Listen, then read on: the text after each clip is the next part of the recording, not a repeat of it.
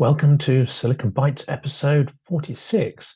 In this one, we're going to at last address the issue of Putin's purge of the generals. What is going on in Moscow? What is the intention behind Putin's reshuffle of his government and some of his closest confidants and advisors? What does he hope to achieve, and why this may not be the case? And as ever in Russia, there are several things going on at once. Firstly, you may see in the media a lot of discussion, even from some fairly seasoned analysts, saying this is all about clearing out corrupt officials. This is all about bringing extraordinary reform and efficiency to the Russian military machine and economy. And here we are, in the third year of war, still thinking that there are miracles possible in Moscow, still overestimating the capacity of the Russian system to change. Now, within certain narrow boundaries, some change is possible, but turning a systemically corrupt vertical into a lean and efficient and reformed system is well nigh impossible. And many of the discussions you'll have seen somehow hint that corruption is not the norm. Corruption is the exception, not the rule. So why are these particular individuals, why are these particular generals and army commanders being prosecuted? Well, we have to remember that in the Russian system, everyone is corrupt. Corruption is the norm. It's only a question of the scale of corruption. Even then, if someone is prosecuted for corruption, that does not mean this is the main purpose of that arrest and prosecution. Rather, it is just a narrative used to explain what is going on, which masks the real reasons, the sensitive reasons as to why this purge is happening. Well, here is my breakdown of what I think are the reasons behind it. Firstly, Putin finally realizes that this is a long war. And yes, he needs to retool the economy, but above all, because it's a long war, because it's a war full of failure and risk for him, he expects to be challenged. In fact, he was challenged during the Prigozhin mutiny. And we have to remember that in the Kremlin, in that system where so much power is centered on the Red Fortress in Moscow, paranoia runs rife. Paranoia is endemic. Paranoia is a feature of being the Tsar, atop of a kleptocratic mafia hierarchy. And Putin is probably not wrong. So by purging the army of figures who potentially have strong power bases, potentially have some kind of connections, network loyalty from other officers, this is a move by Putin to remove anyone from the field who could become a potential challenger to his rule. It's a way of clearing the decks and placing people that do not have those networks, that connections, that confidence into roles where they will be in no position to think about challenging him. Secondly, let's tackle the idea of competence versus incompetence. Well, incompetence is endemic in such a power vertical where loyalty is the main feature of why you're promoted over talent, energy, new ideas. You're not suddenly going to get a class of people who are extraordinarily inventive. You're not going to get a system that rewards originality and inventiveness. Again, miracles are not possible. You can only get to a system that rewards talented and inventive people through slow evolutionary steps. We're not going to see that happen in the time frame in which this war is being fought. So this is not a purge about getting competent people into positions of power. In fact, it's not about removing incompetent people from those positions. It's about ensuring loyalty those who sit within the hierarchy. In fact, we're seeing some relatively competent people being purged. So this really gives the lie to that theory as to why it's happening. Well, thirdly, Putin knows this is a long war. He knows that the military strategy on the Russian side will not get much more sophisticated than it currently is, and that really consists of pounding cities to rubble. It consists of terror attacks like the one we saw in Kharkiv over the weekend. But he does need to squeeze more resources out of that system, out of the war machine, and he needs to do it at lower and lower cost because he is finding his supply, because he is finding his income being restricted. His means are starting to dry up. Now, that does not mean he cannot fuel his war machine. It does not mean he cannot inflict extraordinary damage on Ukraine. Of course he can, but he needs to squeeze more resources out of what he currently has. And this is another way to look at the purges. He is taking out of the system some of the people who have taken the largest amount of resources to themselves, have taken some of the largest bribes. That is not to tackle corruption or the process of corruption. Look at this more as a process of war requisitioning, a kind of, if you're familiar with the history of the Russian Civil War that followed the Bolshevik Revolution, then war communism is perhaps a better guide to what's going on. He is gathering back stolen resources. The state is stealing them back off those whom they allowed to pillage the system over the last 2 decades, pillage the system in return for their loyalty. Well, loyalty isn't enough to keep this war going. You have to be loyal, you have to take a smaller cut, and you will have to help the Kremlin pillage and ravage the country to get enough resources to keep this insane war moving day by day, month by month. So my view on this, the changes are not intended to end graft and corruption, but perhaps to reduce it somewhat and ensure the loyalty of those people who are placed in key positions. We are also likely to see seizure of assets from the fattest and most corrupt officials, but not because they're corrupt. It's just they have more to lose. They are a source of more resources that the state can steal back. It's a process of statist theft, very much like the Bolshevik Revolution itself was, and will likely extend throughout the economy, not just the army. Russia is moving to war communism, and it will burn up everything and everyone to keep this pointless war going, even if there is no clear path to victory.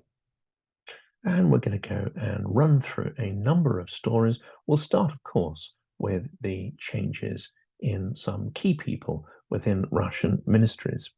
And here is an interesting summary of those purges sweeping the Russian elite. And this is from the Moscow Times. Its view is that the FSB is launching a sweeping purge of military elites with the Kremlin's approval.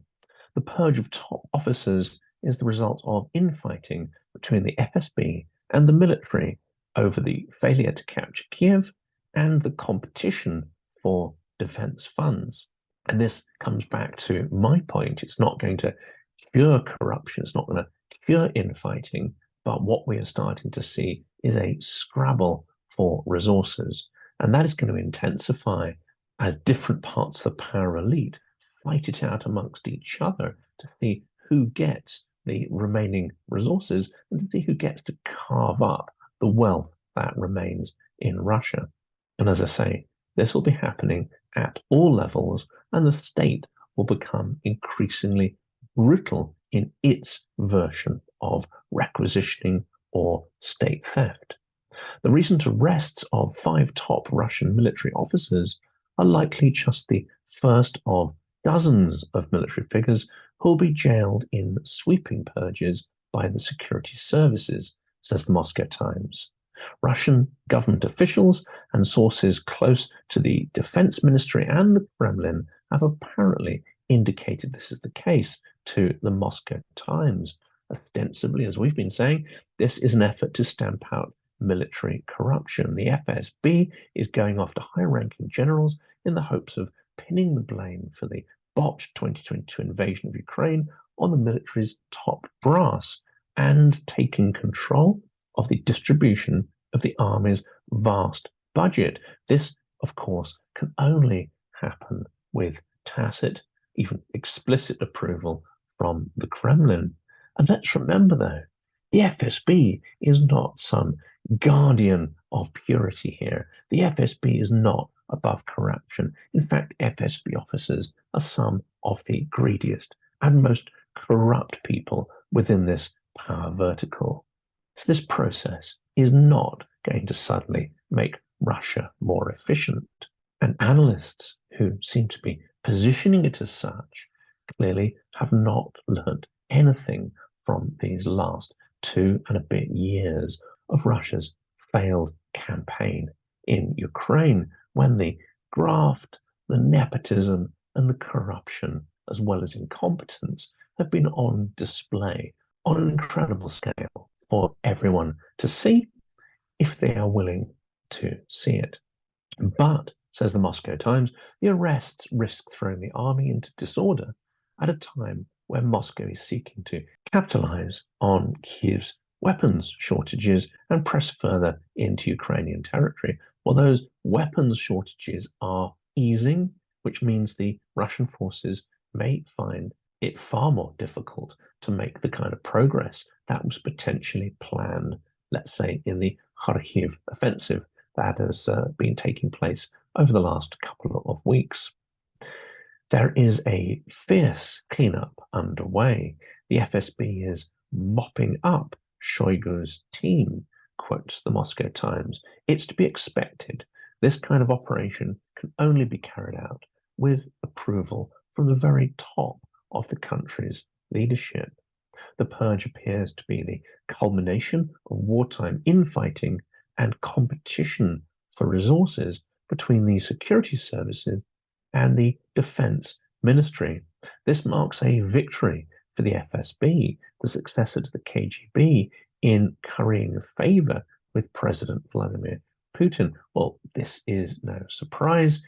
Vladimir Putin is from that same FSB class and organization, and indeed his aggressive, paranoid mindset come partly from his decades of experience within the KGB's ranks. In the 2 weeks since longtime defense chief Shoigu's surprise ousting, 4 high-ranking officials have been arrested on charges ranging from bribery to abuse of power, the latest of which came on Thursday evening. There is a lot more detail in here, but here's a last interesting quote from the article. There are more Chekists there in the Defense Ministry building now than there are military personnel. It seems to me, a source said with some sarcasm, using the Soviet-era term for security officials.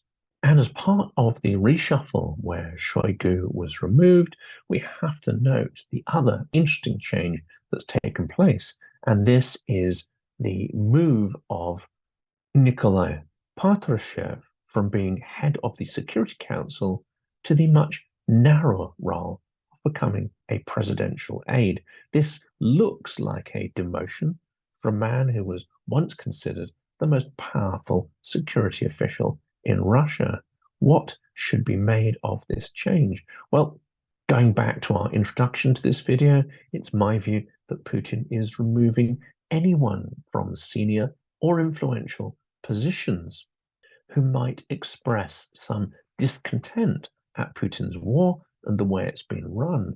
Removal of anyone who could potentially be a threat to his power base or who could mount any kind of challenge, even one similar to that launched by Prigozhin last year, which of course failed when he turned back from storming the capital, Moscow.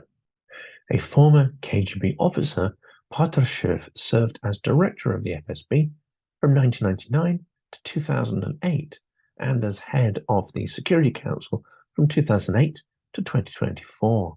Before 2014, his infrequent press interviews resembled bureaucratic reports on the various activities of the Security Council. His anti-Western rhetoric at this time was quite moderate and limited to criticism of NATO expansion. However, since 2014, his interviews have become more frequent and their tone, as well as content, has changed dramatically. Patrushev began to paint a picture of the West as Russia's eternal enemy, bent on its total destruction, saying they would prefer Russia not to exist at all. He saw the West as being behind everything, from global terrorism to the so-called color revolutions in countries neighboring Russia. As the years passed, he went further and further down the conspiracy rabbit hole, expressing support for the golden billion theory and suspecting the US of having engineered the COVID-19 pandemic. Well, this article in the Moscow Times claims that it is Patrushev's paranoia which has helped to turn the Kremlin's thinking toxic, which has really turned their thinking and policymaking in on itself and away from reality, in fact, away from any kind of sensible, reflective orchestration of policies into what we see now, the violent, aggressive, and delusional outbursts of the Kremlin. And how is that offensive in Kharkiv going? Well, we know that Russia is causing intense suffering and trauma through bombing Kharkiv. But of course, that is not going to aid them militarily. Serhiy has been quoted as saying that Russia is completely bogged down in Vovchansk with street fighting. Now, of course, Serhiy replaces General Zaluzhny, and he is masterminding this fight back against Russia's incursions in the north in their new offensive against the Kharkiv Oblast. Russian troops are completely bogged down in street battles for the town of Vovchansk, he said, having suffered very heavy losses. Russia launched this new offensive on May the 10th in the northern Kharkiv Oblast. Moscow's forces had managed to advance as far as 10 kilometers into the region, but had been halted by the first line of defense, President Volodymyr Zelenskyy said on May 16th. Russian troops are now deploying their reserves in different sectors, but fail to support active assault operations in the region. Russia has now, it is said, switched to active defense in some of the villages and territories that it has taken. And we have to remember, Ukraine is a vast country, so 10 kilometers is not a huge distance at all for Russia's incursion, and I'm sure they would have been hoping for far more success than that at this point in the offensive.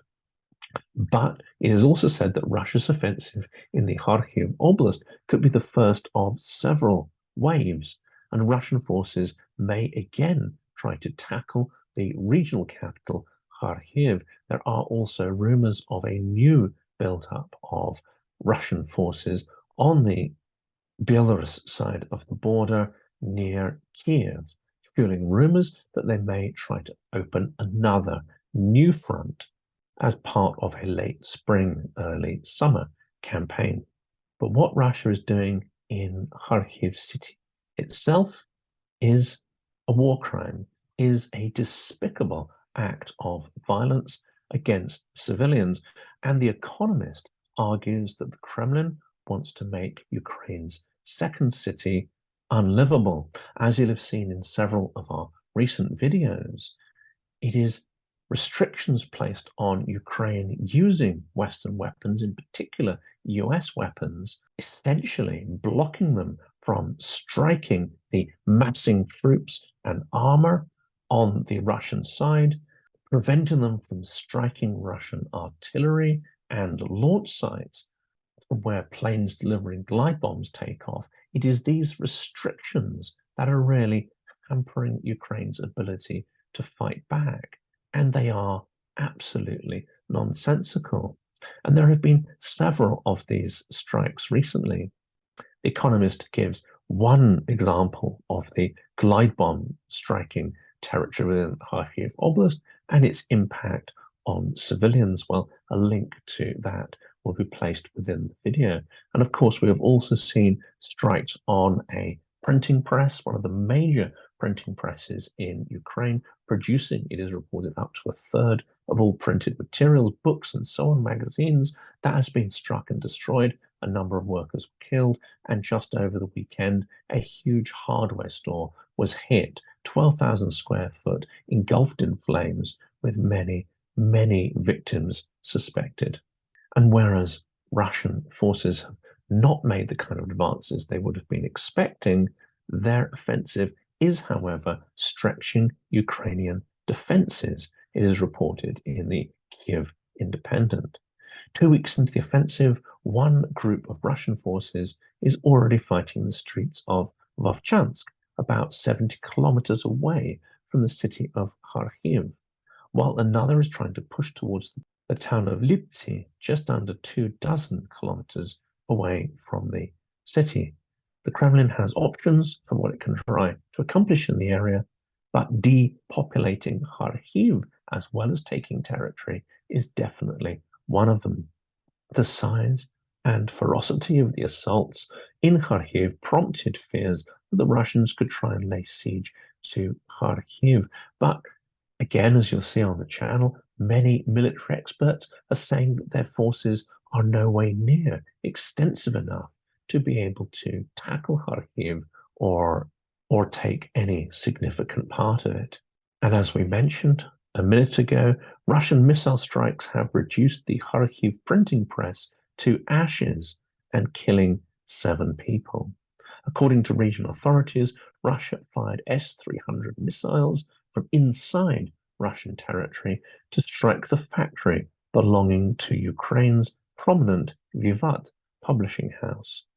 Russian forces fired around 10 missiles in total at Kharkiv, as well as other settlements in the region, including Lyubotin, Derhachi, and Zolochiv.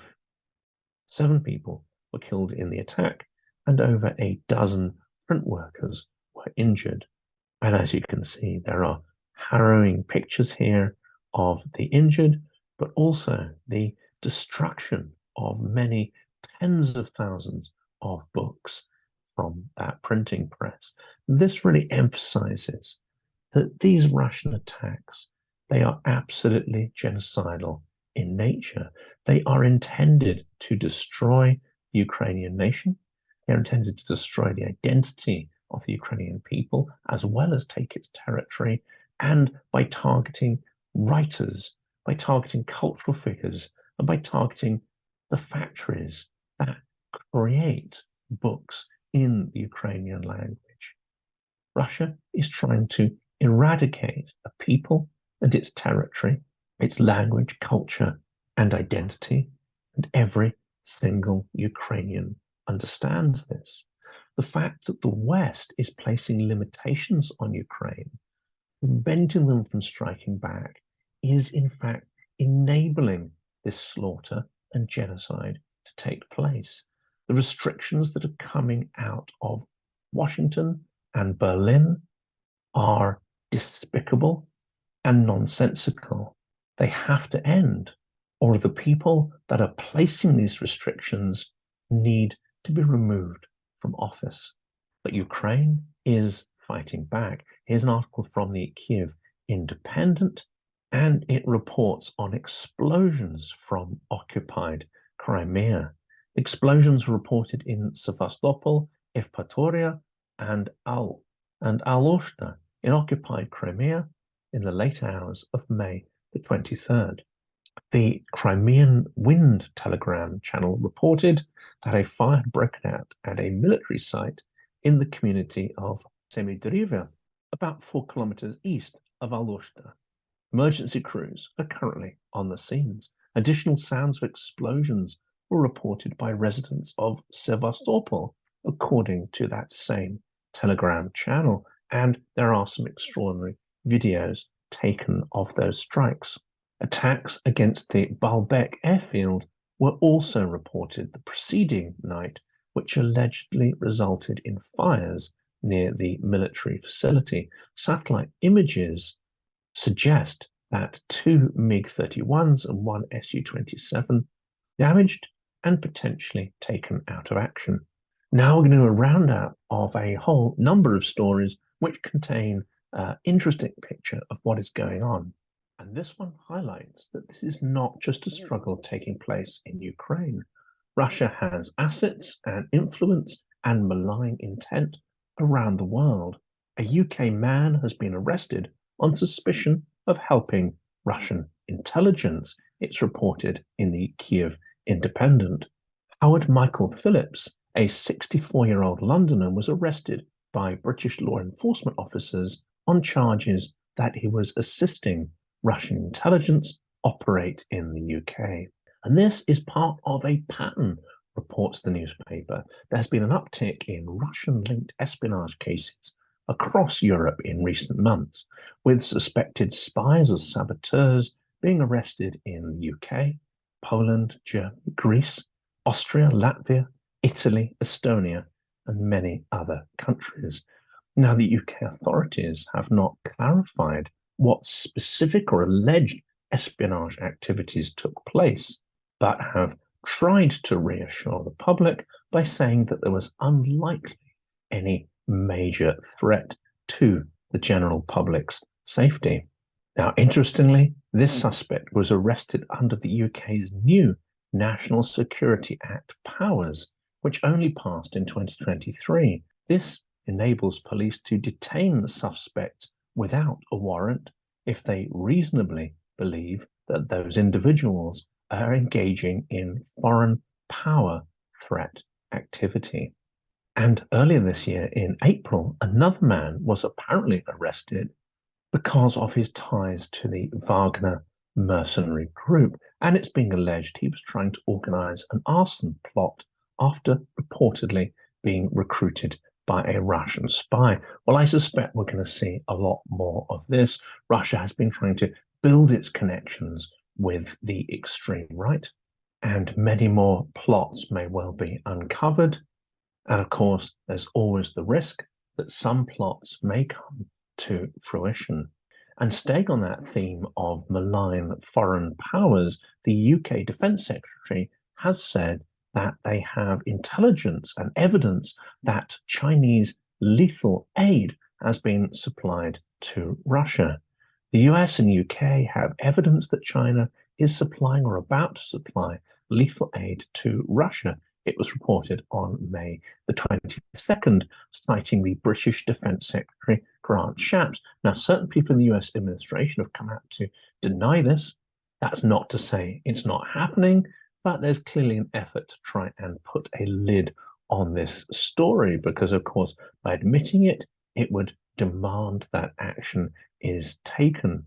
Speaking to the London Defence Conference, Shapps said that he was declassifying new intelligence to reveal the quite significant development and called on the world to wake up to the threat it poses. China officially declares itself a neutral party to Russia's full-scale war in Ukraine and has denied providing lethal aid. But Beijing and Moscow continue to develop closer ties, most recently with Russian President Vladimir Putin visiting his counterpart Xi Jinping last week.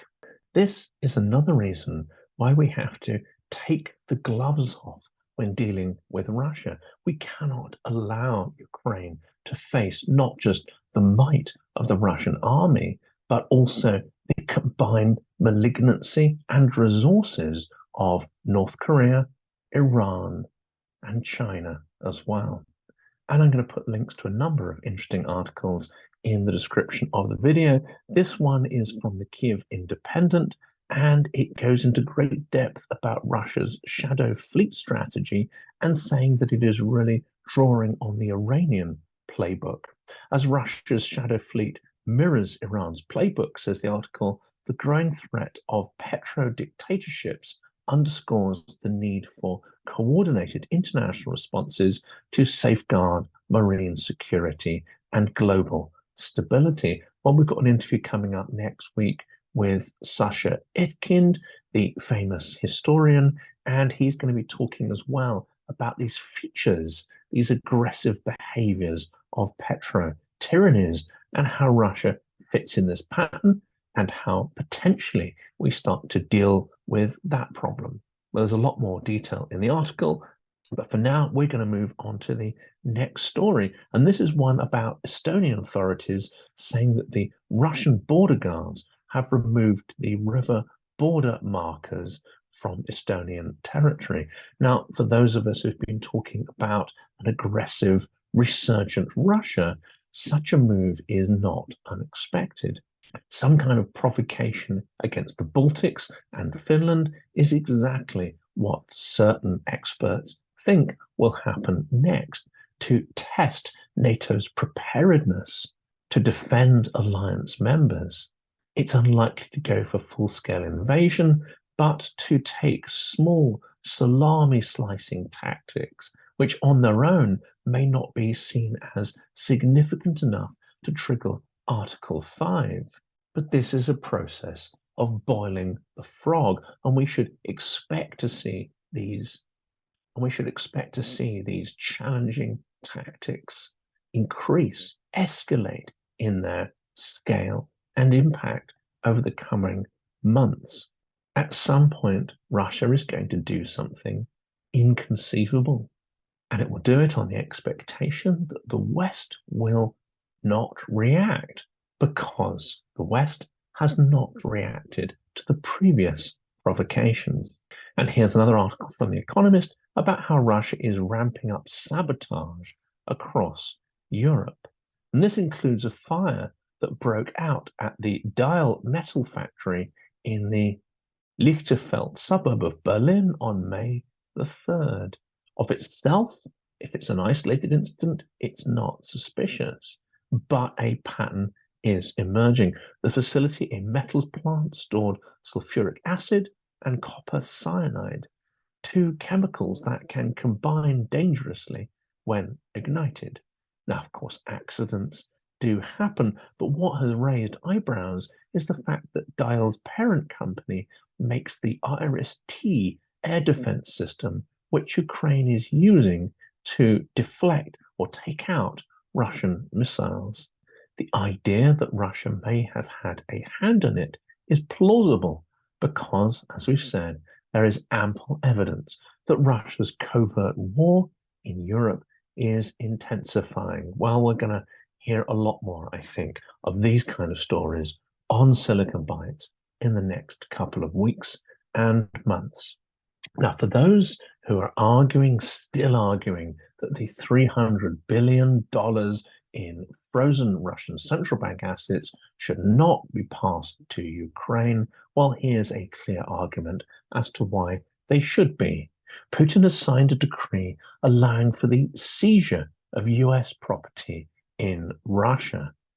Washington and its European allies have seized or blocked around 300 billion of Russian financial assets shortly after the full-scale invasion of Ukraine has begun, but nothing has been done further with these assets.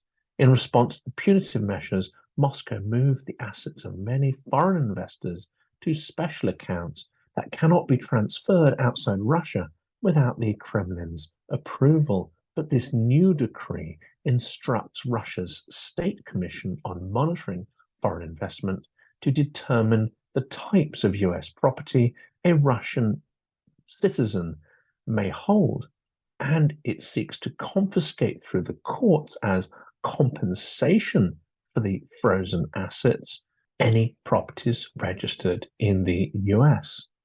The decree listed real estate, personal property, securities, shares, and property rights as potential US-owned assets liable for seizure. This also fits into a pattern we discussed at the start of the episode about the aggressive requisitioning policy of the government and how we're likely to see an ever-escalating attempt to seize more resources by the Russian state to shore up its survival and prolong its ridiculous war. And of course, Moscow objects to the rising calls for US arms that are sent to Ukraine to be allowed to be used across the border, inside the Russian border, to hit their massing troops and artillery pieces, etc., that threaten Ukraine. Where we'll look at what the propagandists say about this in the next episode of Silicon Bytes. Now, I'm just going to give a quick summary of some other articles I think will be of interest, and this one is written by Andrei Kozyrev, Russia's top diplomat, right after the fall of the USSR. Well, he's given an exclusive interview to the KYIV Post, where he undermines Putin's claims that assurances were given not to expand NATO. He says these claims are utterly false and that Putin has lied about NATO's expansion. Now, many Russians within the country, even many that have left and are opposed to the Kremlin, repeat this lie about NATO being a threat, about NATO expansion.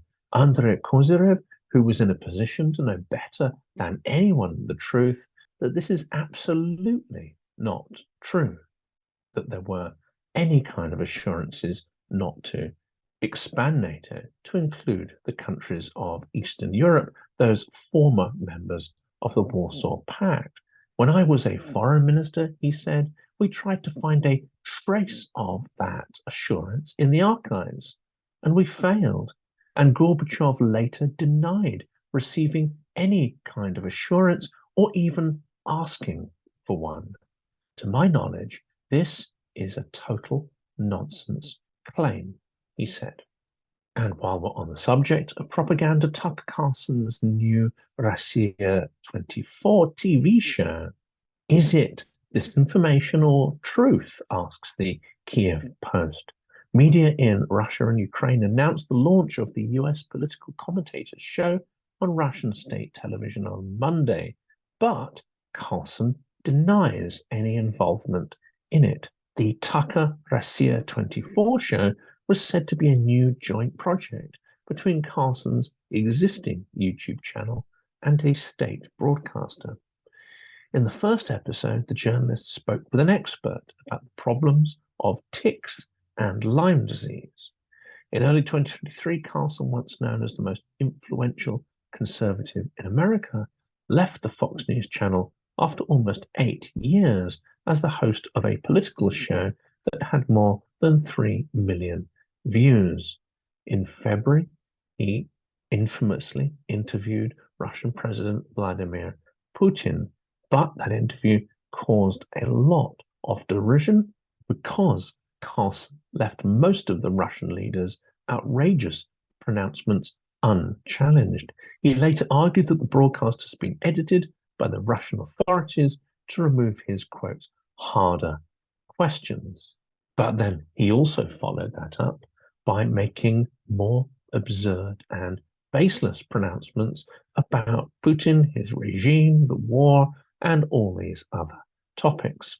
And while we're on the subject of propaganda and nonsense, here's an interesting article from The Economist.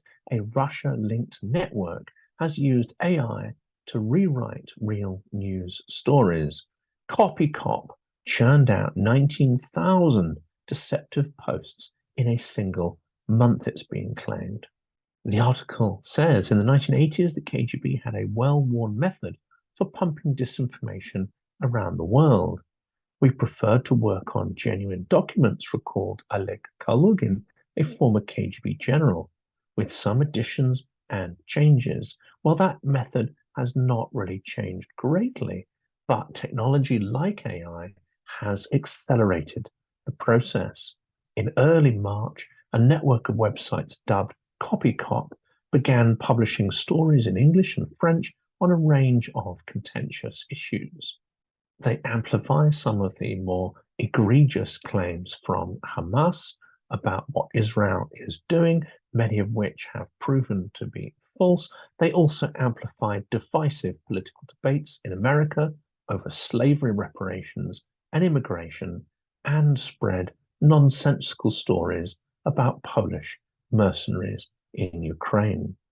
Now, these kind of exaggerations and deceptions are not unusual for Russian propaganda, but we should see a lot more of this weaponized propaganda at scale as tyrannical regimes like Russia really start to get to grips with technology such as OpenAI, ChatGPT, and so on. Now, AI is not of itself malignant, but my fear certainly is that AI will be as good as the intentions of the people that wield it, and it will be as malignant as the intentions, again, of poorly intentioned people that may use it. Given that China and Russia do not necessarily have good intentions towards the West, AI-driven content may become a real threat to our institutions, our democracy, and of course, our resilience. And a last few articles here. The Economist asks who is supplying Russia's arms industry.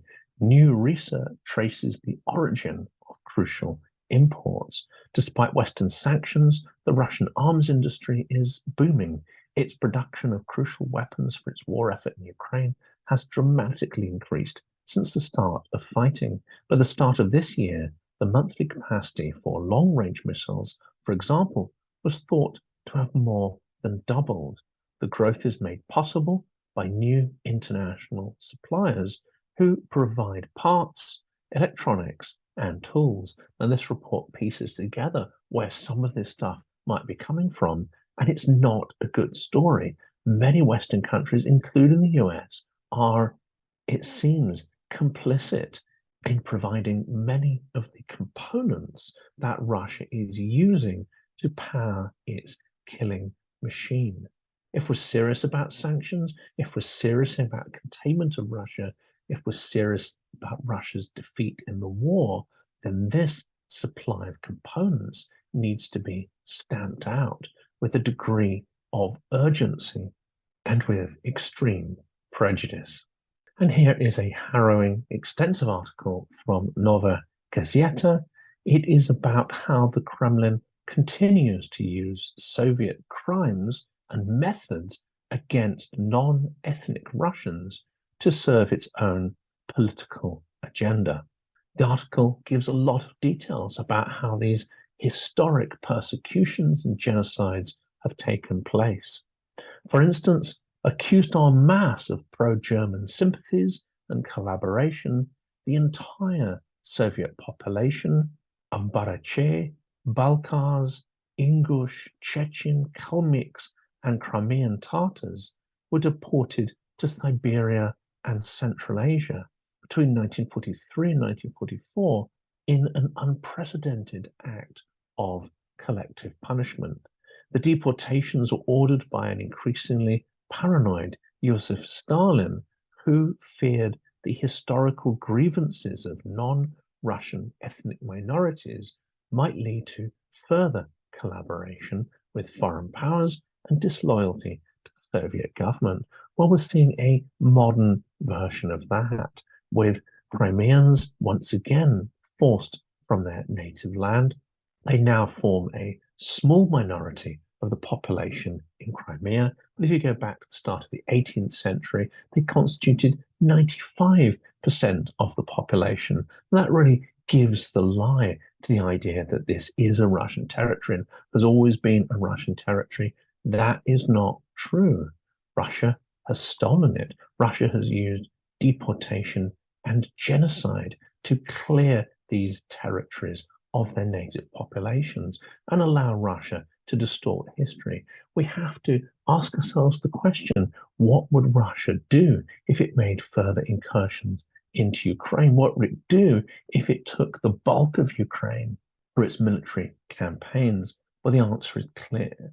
It would purge the territory of ethnic Ukrainians.